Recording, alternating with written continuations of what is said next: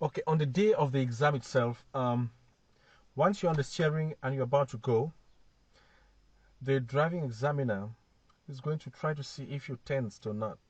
If you're tense, they would bring up maybe a story, or they would ask you some questions just to relieve your tension. They are very good people. Once they ask you these questions can also work to your benefit if you answer them properly. For instance, they may ask you, um, did you take the day off for this exercise? Or which kind of work do you do? So if they ask you, did you take the day off from work for this exercise? Yeah, you can tailor the answer to work for your own benefit. For example, you can say, yeah, not only did I take a day off, but I took a week off, and I took a week off because of the importance of this exercise, because of the importance of the job that you are doing to keep people and their properties safe, to keep our roads safe. So this is not an exercise that you can wake up in the morning, or this is not a simple exercise. And I want to say a big thank you to you and your team for the marvelous work that you're doing to keep the road safe. On my own part, I took a week off so I can prepare really well for this exercise because of how important this is, not only to me, but to the society. When you say this, it valorizes their job.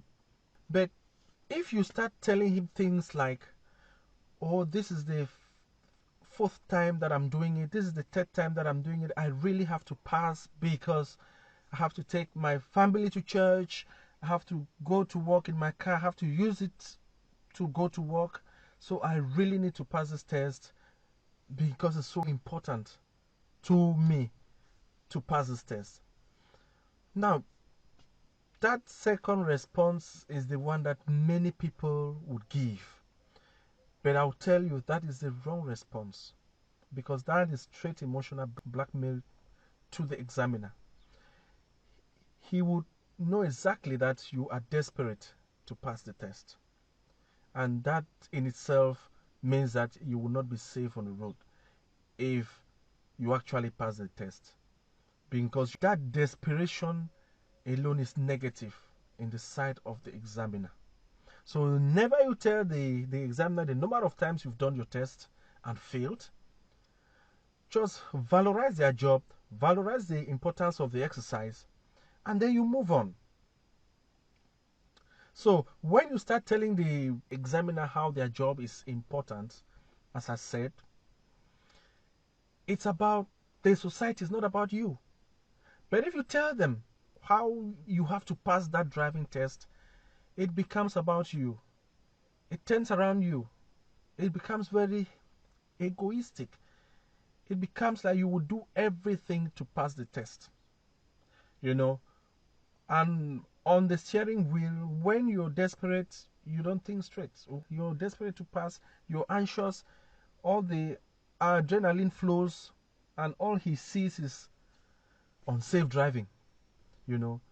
So mind the way you answer these questions when you are being asked by the examiners. Make sure you turn the questions around, or you turn your answers around to work in your favor.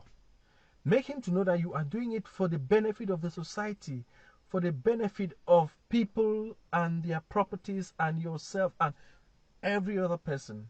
And make him to know that you valorize their job, and give him some accolades on the good job they are doing as examiners.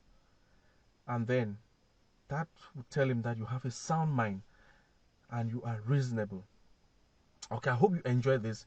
If you do like these videos that I'm doing, make sure to subscribe and you click on the notification bell so that I would know that you want more, and I will be able to dedicate some time and I do more of these videos for you. Remember, I passed my test without an instructor. so you can do same.